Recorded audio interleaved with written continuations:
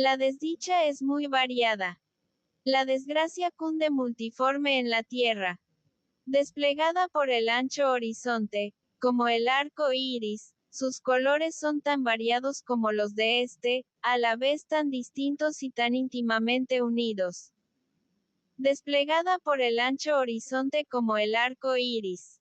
¿Cómo es que de la belleza ha derivado un tipo de fealdad? De la alianza y la paz, un símil del dolor.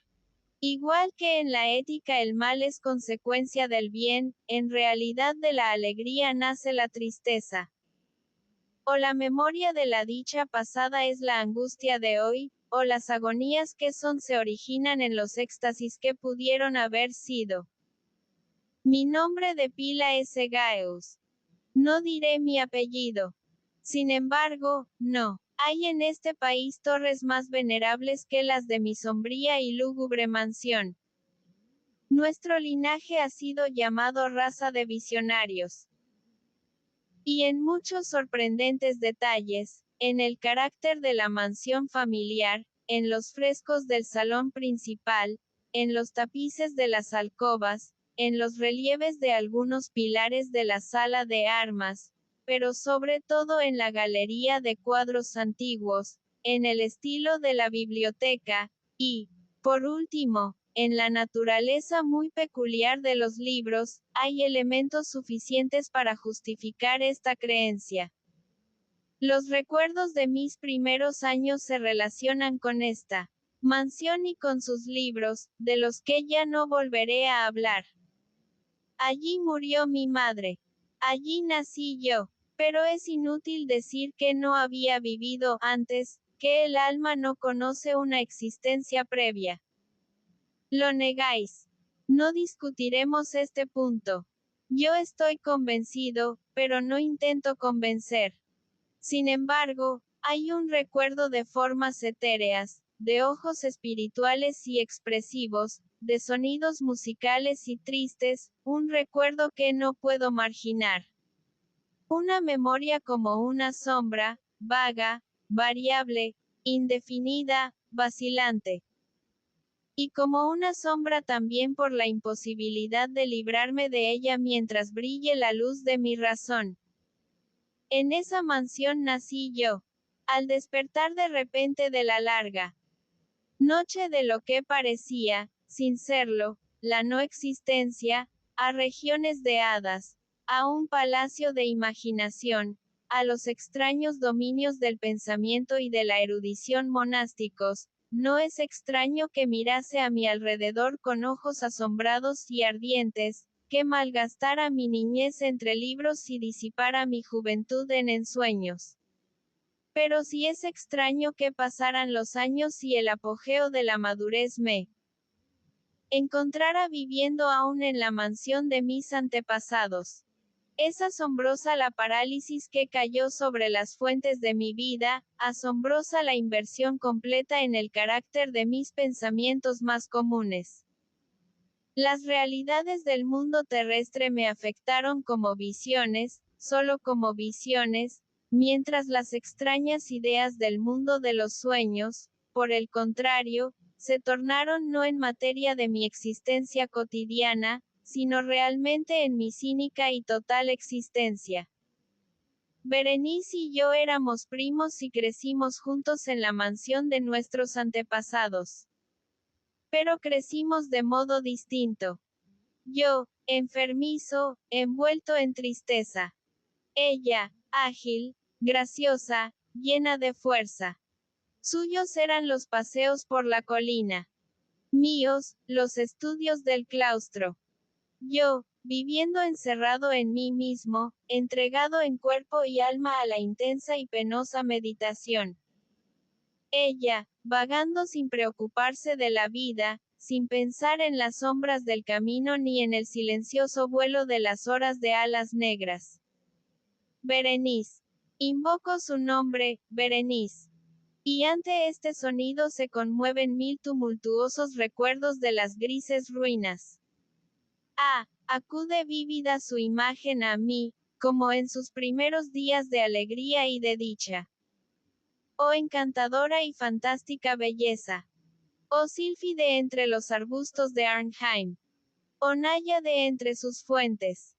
Y entonces todo es misterio y terror, y una historia que no se debe contar. La enfermedad, una enfermedad mortal, cayó sobre ella como el simún, y, mientras yo la contemplaba, el espíritu del cambio la arrasó, penetrando en su mente, en sus costumbres y en su carácter, y de la forma más sutil y terrible llegó a alterar incluso su identidad. ¡Ay! La fuerza destructora iba y venía, y la víctima. ¿Dónde estaba? Yo no la conocía, o, al menos, ya no la reconocía como Berenice. Entre la numerosa serie de enfermedades provocadas por aquella primera y fatal, que desencadenó una revolución tan horrible en el ser moral y físico de mi prima, hay que mencionar como la más angustiosa y obstinada una clase de epilepsia que con frecuencia terminaba en catalepsia, estado muy parecido a la extinción de la vida, del cual, en la mayoría de los casos, se despertaba de forma brusca y repentina. Mientras tanto, mi propia enfermedad, pues me han dicho que no debería darle otro nombre, mi propia enfermedad. Digo, crecía con extrema rapidez, asumiendo un carácter monomaníaco de una especie nueva y extraordinaria, que se hacía más fuerte cada hora que pasaba y, por fin, tuvo sobre mí un incomprensible ascendiente. Esta monomanía, si así tengo que llamarla, consistía en una morbosa irritabilidad de esas propiedades de la mente que la ciencia psicológica designa con la palabra atención. Es más que probable que no me explique. Pero temo, en realidad, que no haya forma posible de transmitir a la inteligencia del lector corriente una idea de esa nerviosa intensidad de interés con que en mi caso las facultades de meditación, por no hablar en términos técnicos, actuaban y se concentraban en la contemplación de los objetos más comunes del universo. Reflexionar largas, infatigables horas con la atención fija en alguna nota trivial, en los márgenes de un libro o en su tipografía. Estar absorto durante buena parte de un día de verano en una sombra extraña que caía oblicuamente sobre el tapiz o sobre la puerta. Perderme toda una noche observando la tranquila llama de una lámpara o los rescoldos del fuego. Soñar días enteros con el perfume de una flor. Repetir monótonamente una palabra común hasta que el sonido, gracias a la continua repetición, dejaba de suscitar en mi mente alguna idea. Perder todo sentido del movimiento o de la existencia física, mediante una absoluta y obstinada quietud del cuerpo, mucho tiempo mantenida. Estas eran algunas de las extravagancias más comunes y menos perniciosas provocadas por un estado de las facultades mentales, en realidad no único, pero capaz de desafiar cualquier tipo de análisis o explicación. Pero no se me entienda mal. La excesiva, intensa y morbosa atención, excitada así por objetos triviales en sí, no tiene que confundirse con la tendencia a la meditación, común en todos los hombres, y a la que se entregan de forma particular las personas de una imaginación inquieta. Tampoco era, como pudo suponerse al principio, una situación grave ni la exageración de esa tendencia, sino primaria y esencialmente distinta, diferente. En un caso, el soñador o el fanático, interesado por un objeto normalmente no trivial, lo pierde poco a poco de vista en un bosque de deducciones y sugerencias que surgen de él, hasta que, al final de una ensoñación llena muchas veces de voluptuosidad, el incitamentum o primera causa de sus meditaciones desaparece completamente y queda olvidado. En mi caso, el objeto primario era invariablemente trivial, aunque adquiría, mediante mi visión perturbada, una importancia refleja e irreal. Pocas deducciones, si había alguna, surgían, y esas pocas volvían pertinazmente al objeto original como a su centro. Las meditaciones nunca eran agradables, y al final de la ensoñación, la primera causa, lejos de perderse de vista, había alcanzado ese interés sobrenaturalmente exagerado que constituía el rasgo primordial de la enfermedad. En una palabra, las facultades que más ejercía la mente en mi caso eran, como ya he dicho, las de la atención. Mientras que en el caso del soñador son las de la especulación. Mis libros, en esa época, si no servían realmente para aumentar el trastorno, compartían en gran medida, como se verá, por su carácter imaginativo e inconexo, las características peculiares del trastorno mismo. Puedo recordar, entre otros, el tratado del noble italiano Coelius Secundus Curio, de Amplitudine Beati Regni Dei, la grandeza del reino santo de Dios. La gran obra de San Agustín, de Civitate Dei, la ciudad de Dios, y la de Tertuliano, de Carne Christi, la carne de Cristo, cuya sentencia paradójica. Mortus est Dei filius. Credibile est quia ineptum est, et sepultus resurrexit. Certum est quia impossibile est, ocupó durante muchas semanas de inútil y laboriosa investigación todo mi tiempo. Así se verá que, arrancada, de su equilibrio solo por cosas triviales, mi razón se parecía a ese peñasco marino del que nos habla Ptolomeo Hefestión, que resistía firme los ataques de la violencia humana y la furia más feroz de las aguas y de los vientos, pero temblaba a simple contacto de la flor llamada asfódelo. Y aunque para un observador desapercibido pudiera parecer fuera de toda duda que la alteración producida en la condición moral de Berenice por su desgraciada enfermedad me habría proporcionado muchos temas para el ejercicio de esa meditación intensa y anormal, cuya naturaleza me ha costado bastante explicar, sin embargo no era este el caso. En los intervalos lúcidos de mi mal, la calamidad de Berenice me daba lástima, y, profundamente conmovido por la ruina total de su hermosa y dulce vida, no dejaba de meditar con frecuencia, amargamente, en los prodigiosos mecanismos por los que había llegado a producirse una revolución tan repentina y extraña. Pero estas reflexiones no compartían la idiosincrasia de mi enfermedad, y eran como las que se hubieran presentado, en circunstancias semejantes, al común de los mortales.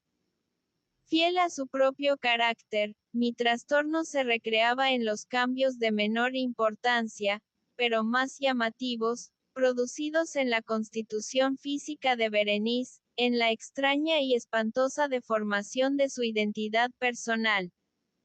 En los días más brillantes de su belleza incomparable no la amé. En la extraña anomalía de mi existencia, mis sentimientos nunca venían del corazón, y mis pasiones siempre venían de la mente. En los brumosos amaneceres, en las sombras entrelazadas del bosque al mediodía y en el silencio de mi biblioteca por la noche ella había flotado ante mis ojos, y yo la había visto, no como la Berenice viva y palpitante, sino como la Berenice de un sueño. No como una moradora de la tierra, sino como su abstracción. No como algo para admirar, sino para analizar. No como un objeto de amor, sino como tema de la más abstrusa aunque inconexa especulación. Y ahora temblaba en su presencia y palidecía cuando se acercaba. Sin embargo, lamentando amargamente su decadencia y su ruina, recordé que me había amado mucho tiempo, y que, en un momento aciago, le hablé de matrimonio. Y cuando, por fin, se acercaba la fecha de nuestro matrimonio. Una tarde de invierno, en uno de esos días intempestivamente cálidos, tranquilos y brumosos, que constituyen la nodriza de la bella Alcione, estaba yo sentado, y creía encontrarme solo, en el gabinete interior de la biblioteca y, al levantar los ojos, vi a Berenice ante mí. Fue mi imaginación excitada, la influencia de la atmósfera brumosa, la incierta luz crepuscular del aposento, los vestidos grises que envolvían su figura los que le dieron un contorno tan vacilante e indefinido. No sabría decirlo. Ella no dijo una palabra, y yo por nada del mundo hubiera podido pronunciar una sílaba. Un escalofrío helado cruzó mi cuerpo. Me oprimió una sensación de insufrible ansiedad. Una curiosidad devoradora invadió mi alma, y, reclinándome en la silla, me quedé un rato sin aliento, inmóvil, con mis ojos clavados en su persona. ¡Ay! Su delgadez era extrema, y ni la menor huella de su ser anterior se mostraba en una sola línea del contorno. Mi ardiente mirada cayó por fin sobre su rostro. La frente era alta, muy pálida, y extrañamente serena. Lo que en un tiempo fuera cabello negro azabache caía parcialmente sobre la frente y sombreaba las sienes hundidas con innumerables rizos de un color rubio reluciente, que contrastaban discordantes, por su matiz fantástico, con la melancolía de su rostro. Sus ojos no tenían brillo y parecían sin pupilas. Y esquivé involuntariamente su mirada vidriosa para contemplar sus labios, finos y contraídos. Se entreabrieron. Y en una sonrisa de expresión peculiar los dientes de la desconocida Berenice se revelaron lentamente a mis ojos. Quiera Dios que nunca los hubiera visto o que, después de verlos, hubiera muerto. El golpe de una puerta al cerrarse me distrajo, y, al levantar la vista, descubrí que mi prima había salido del aposento. Pero de los desordenados aposentos de mi cerebro, ¡ay! No había salido ni se podía apartar el blanco y horrible espectro de los dientes. Ni una mota en su superficie, ni una sombra en el esmalte, ni una mella en sus bordes había en los dientes de esa sonrisa fugaz que no se grabara en mi memoria. Ahora los veía con más claridad que un momento antes. Los dientes. Los dientes.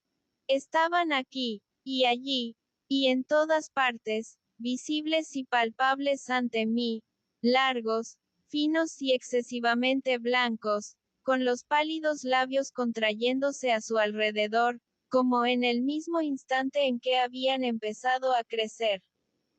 Entonces llegó toda la furia de mi monomanía, y yo luché en vano contra su extraña e irresistible influencia. Entre los muchos objetos del mundo externo solo pensaba en los dientes. Los anhelaba con un deseo frenético. Todas las demás preocupaciones y los demás intereses quedaron supeditados a esa contemplación. Ellos eran los únicos que estaban presentes a mi mirada mental, y en su insustituible individualidad llegaron a ser la esencia de mi vida intelectual. Los examiné bajo todos los aspectos. Los vi desde todas las perspectivas. Analicé sus características. Estudié sus peculiaridades. Me fijé en su conformación. Pensé en los cambios de su naturaleza. Me estremecí al atribuirles, en la imaginación, un poder sensible y consciente y, aun sin la ayuda de los labios, una capacidad de expresión moral. De Mademoiselle Salle se ha dicho con razón que tous ses pas talent de sentiments, y de Berenice yo creía seriamente que toutes ses dents talent de ides. De ides. Ah, este absurdo pensamiento me destruyó. Deides. Ah, por eso los codiciaba tan desesperadamente. Sentí que solo su posesión me podría devolver la paz, devolviéndome la razón. Y la tarde cayó sobre mí, y vino la oscuridad, duró y se fue, y amaneció el nuevo día, y las brumas de una segunda noche se acumularon alrededor, y yo seguía inmóvil, sentado, en aquella habitación solitaria. Y seguí sumido en la meditación, y el fantasma de los dientes mantenía su terrible dominio, como si, con una claridad viva y horrible, flotara entre las cambiantes luces y sombras de la habitación. Al fin irrumpió en mis sueños un grito de horror y consternación. Y después, tras una pausa, el ruido de voces preocupadas, mezcladas con apagados gemidos de dolor y de pena. Me levanté de mi asiento y, abriendo las puertas de la biblioteca, vi en la antesala a una criada, deshecha en lágrimas, quien me dijo que Berenice ya no existía. Había sufrido un ataque de epilepsia por la mañana temprano, y ahora, al caer la noche, ya estaba preparada la tumba para recibir a su ocupante, y terminados los preparativos del entierro. Me encontré sentado en la biblioteca, y de nuevo solo. Parecía que había despertado de un sueño confuso y excitante. Sabía que era medianoche y que desde la puesta del sol Berenice estaba enterrada. Pero no tenía una idea exacta, o por lo menos definida, de ese melancólico período intermedio. Sin embargo, el recuerdo de ese intervalo estaba lleno de horror, horror más horrible por ser vago, terror más terrible por ser ambiguo. Era una página espantosa en la historia de mi existencia, escrita con recuerdos siniestros, horrorosos, ininteligibles. Luché por descifrarlos, pero fue en vano. Mientras tanto, como el espíritu de un sonido lejano, un agudo y penetrante grito de mujer parecía sonar en mis oídos. Yo había hecho algo. Pero, ¿qué era? Me hice la pregunta en voz alta y los susurrantes ecos de la habitación me contestaron. ¿Qué era? En la mesa, a mi lado, brillaba una lámpara y cerca de ella había una pequeña caja. No tenía un aspecto llamativo, y yo la había visto antes, pues pertenecía al médico de la familia. Pero, ¿cómo había llegado allí, a mi mesa y por qué me estremecí al fijarme en ella? No merecía la pena tener en cuenta estas cosas, y por fin mis ojos cayeron sobre las páginas abiertas de un libro y sobre una frase subrayada. Eran las extrañas pero sencillas palabras del poeta Ebn Zayat. Dicebant mihi sodales, si sepulcrum amicae visitarem, curas meas aliquantulum fore levatas. Porque, al leerlas, se me pusieron los pelos de punta y se me heló la sangre en las venas. Sonó un suave golpe en la puerta de la biblioteca y, pálido como habitante de una tumba, un criado entró de puntillas. Había en sus ojos un espantoso terror y me habló con una voz quebrada, ronca y muy baja. ¿Qué dijo? Oí unas frases entrecortadas. Hablaba de un grito salvaje que había turbado el silencio de la noche, y de la servidumbre reunida para averiguar de dónde procedía, y su voz recobró un tono espeluznante, claro, cuando me habló, susurrando, de una tumba profanada, de un cadáver envuelto en la mortaja y desfigurado, pero que aún respiraba, aún palpitaba, aún vivía. Señaló mis ropas. Estaban manchadas de barro y de sangre. No, contesté nada. Me tomó suavemente la mano. Tenía huellas de uñas humanas. Dirigió mi atención a un objeto que había en la pared. Lo miré durante unos minutos. Era una pala. Con un grito corrí hacia la mesa y agarré la caja.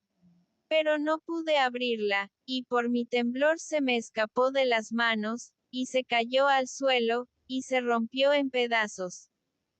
Y entre estos, entrechocando, rodaron unos instrumentos de cirugía dental, mezclados con 32 diminutos objetos blancos, de marfil, que se desparramaron por el suelo.